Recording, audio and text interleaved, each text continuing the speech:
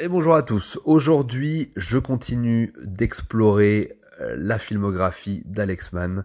On va pas tout de suite aller vers les gros films de bourrin où il surjoue, où il tue tout le monde et où il se tape toutes les meufs tout de suite. On va d'abord passer un petit peu par la case des films prestigieux qu'il a pu faire, comme je vous l'ai déjà expliqué. Alex Mann, même s'il est connu pour ses outrances cinématographiques à travers, comme je dis, des films de sous-héroïque budget où il fait absolument n'importe quoi, où il cabotine, où il explose dans tous les sens, où il surjoue. Moi, j'adore ce type d'acteur, mais je le prends vraiment pour ce que c'est. Donc voilà. Mais il a aussi fait des très grands films. Il a tourné avec des grands réalisateurs. Je cite toujours ce film-là, mais As Tears Go By de Wong Kar-wai, c'est lui le méchant. Il joue dans Hong Kong 1941 aux côtés de Chow Yun-fat. Il a fait moult films à la Shaw Brothers. Il a tourné avec Tony Liu, même dans sa carrière un petit peu comme ça d'exploitation, qui sont très très bons. Donc il a fait, et là j'en oublie plein, Rich and Famous, la saga Rich and Famous, Tragic Hero, où il joue un méchant formidable. Et donc le film dont je vais vous parler aujourd'hui, qui est pour moi un de ses meilleurs films. Alors là vraiment on est dans l'opposé du film dont je vous ai parlé hier sur un ton un peu humoristique. Là on est vraiment dans quelque chose de sérieux et de très bien.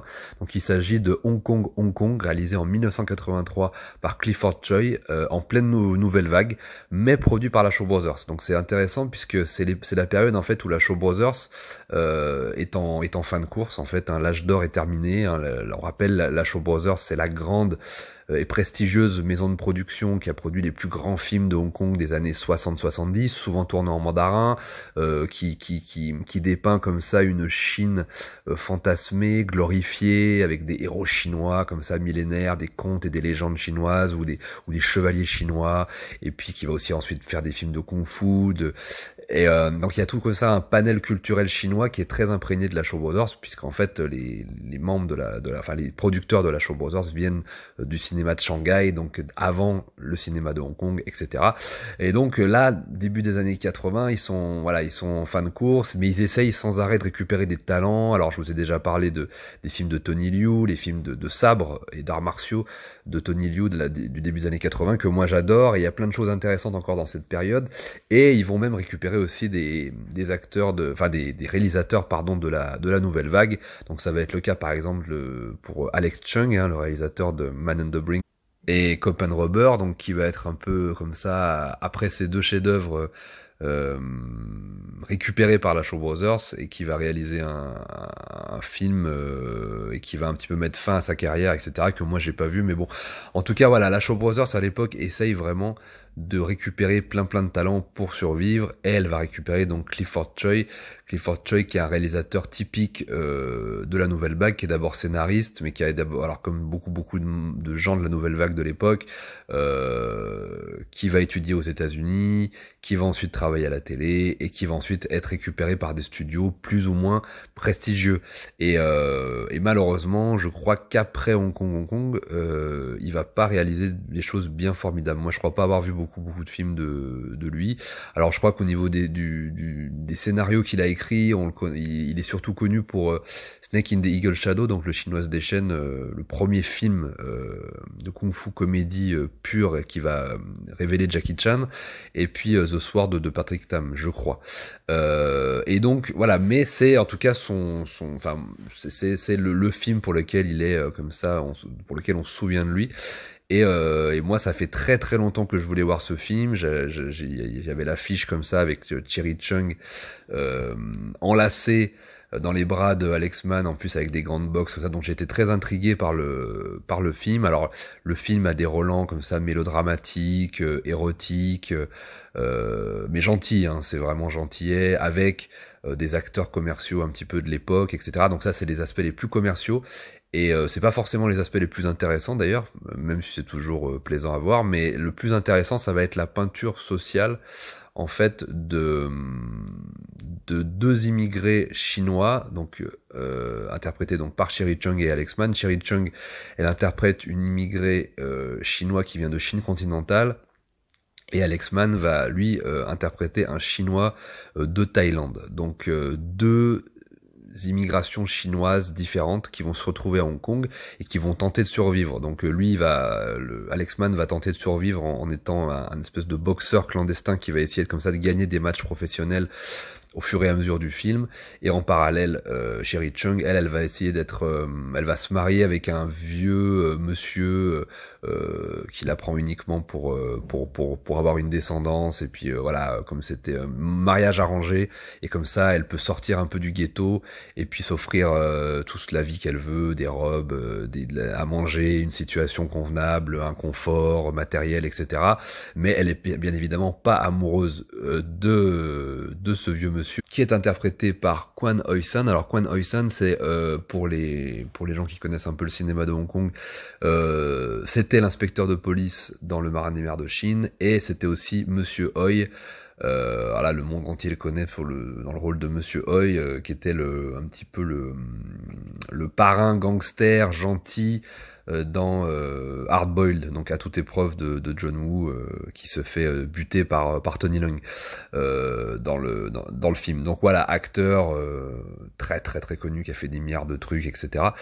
Et donc, évidemment, voilà, Cherry Chung et Alex Mann sont amoureux, et il va y avoir comme ça une espèce de triangle amoureux qui va se tisser avec Alex Mann qui veut s'en sortir financièrement, gagnant des combats et devenir riche, le vieux, lui, qui veut une descendance, et évidemment Sherry Chung qui est comme ça un peu baladée entre les deux, alors qui est très amoureuse d'Alex Mann, mais qui en même temps est mariée avec le vieux monsieur, et à qui elle doit beaucoup beaucoup de choses. En plus, elle a pas ses papiers, donc elle est aussi voilà en recherche de papiers par rapport à son mariage et tout ça. Donc voilà, ça dépeint vraiment typiquement les histoires du quotidien des pauvres de Hong Kong de l'époque. Donc on sort vraiment du canon de studio et de films un peu traditionnels, classiques de l'époque, pour vraiment rentrer dans des films polars ou drames sociaux ou mélodrames ou de l'époque. Et donc en ça, c'est vraiment voilà un des films de la nouvelle vague les plus intéressants, et qui pourtant voilà a été fait dans un studio classique et traditionnel qui est la Shaw Brothers, mais comme je l'ai expliqué, voilà, qui avait envie à l'époque de survivre et était obligé de se diversifier. Donc la patte graphique, les caméras utilisées font quand même penser à la Shaw Brothers, avec aussi les acteurs, etc. à l'intérieur, mais globalement le film est fait quand même très nouvelle vague, le réalisateur filme des endroits très réels. Il n'y a pas de décor de studio, c'est des petits appartements hongkongais typiques, tout petits, un peu pourris comme ça, un peu très pauvres, des rues très pauvres, des endroits un peu ghettoisés. Il y a d'ailleurs une superbe, en fait le film commence et se termine de la même manière, avec une espèce comme ça une espèce de mouvement de caméra comme ça, voilà, qui montre un peu comme ça, qui surplombe les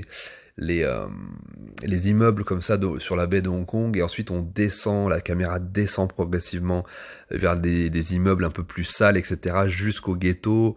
Et ensuite voilà, et pareil à la fin du film, en fait je vous raconte pas la fin, mais à la fin il y a un focus sur la scène finale qui est dramatique, et la caméra se remonte sur la baie de Hong Kong, comme si en fait voilà, le réalisateur nous disait je vous raconte une histoire dans les tréfonds, dans les bas-fonds de la ville, et puis ensuite je reviens, parce que c'est une histoire parmi tant d'autres, et un drame parmi tant d'autres. Donc effectivement, comme vous vous en doutez, ça va finir très mal, hein, on est dans un mélodrame, donc et ça va finir très mal d'ailleurs, même pour tout le monde, et ça va dépeindre vraiment voilà toutes les problématiques de la ville et des habitants de la ville de l'époque, que ce soit les jeunes, les vieux, les pauvres, les riches, les immigrés, les natifs, etc., etc. Donc c'est en gros voilà des films sociaux très intéressants.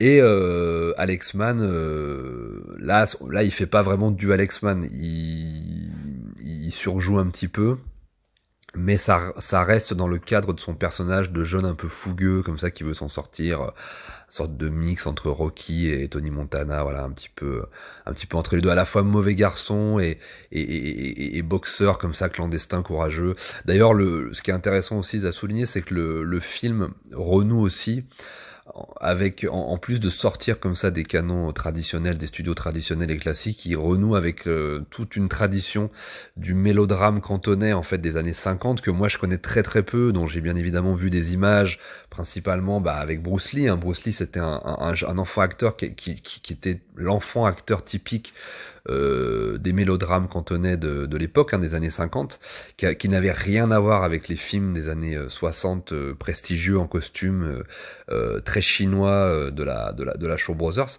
Là, on était dans du quotidien de Hongkongais qui venaient d'un peu partout, et ça devait être intéressant. Ces films, moi malheureusement, sont introuvables. J'aimerais beaucoup les voir, mais il y a vraiment, enfin, j'en ai jamais vu sous-titré en anglais. Donc regarder un mélodrame cantonais des années 50, ça me plairait beaucoup, remasterisé, etc., sous-titré. En attendant, voilà, il y a aussi comme ça une espèce de réintroduction de ces années-là dans le cinéma des années 80-90, évidemment, puisque le cinéma des années 80-90 à Hong Kong va redevenir en fait plus typiquement hongkongais. On va s'éloigner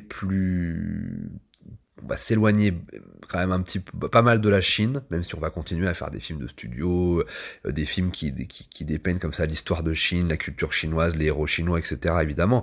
Mais en parallèle, et c'est aussi ça qui est le plus intéressant dans le cinéma de Hong Kong pour moi de l'époque, ça va être toute cette nouvelle vague donc de films dramatiques, de mélodrames, de films d'horreur, de films fantastiques, de polars, de films d'action, mais qui vont être vraiment, voilà, intégrés dans la ville, et où la ville va imprégner vraiment le récit, et va transformer en fait l'histoire du cinéma de Hong Kong, et va un peu en créer l'âge d'or qui est en train de se dissiper aujourd'hui, évidemment, et ce qui est tout à fait logique. Donc voilà, je ne peux que vous conseiller ce petit bijou de mélodrame. Je parle pas beaucoup de mélodrame sur ma chaîne, je parle encore moins de films de la Shaw Brothers. Et ben là, allons-y. En plus, il y a Alex Mann dedans, il y a Cherie Chung qui est une fois de plus fantastique et formidable, mais bon, c'est Cherie Chung, tout le monde la connaît. On retrouve aussi dans le casting Lolier, Lolier qui était aussi le grand acteur de la Shaw Brothers, un des grands acteurs de la Shaw Brothers de l'époque. Il a fait le coach d'Alex Mann, en fait, le coach du boxeur, qui est lui-même un boxeur, et qui va ensuite coacher Alex Mann, qui est toujours sympathique de retrouver Lolier dans un rôle, on l'adore. Et donc voilà, fan de la Shaw Brothers, fan d'Alex Mann, fan de Cherie Chung, fan de la nouvelle vague, fan du cinéma de Hong Kong, et bien foncez voir Hong Kong. Et promis, je reviens avec, là je vous ai fait un petit comme ça détour dans la filmographie la plus le meilleur de ce qu'a pu faire Alex Mann dans sa filmographie. Là, je vais vraiment passer au truc de bourrin très bientôt, et je vais probablement vous faire 2-3 petites reviews sur des gros films de taré qu'il a pu faire dans les années 80-90, remplis d'action, de surjeu et de vulgarité. Donc voilà, restez branchés, ça va être du lourd. Prenez soin de vous, et à bientôt.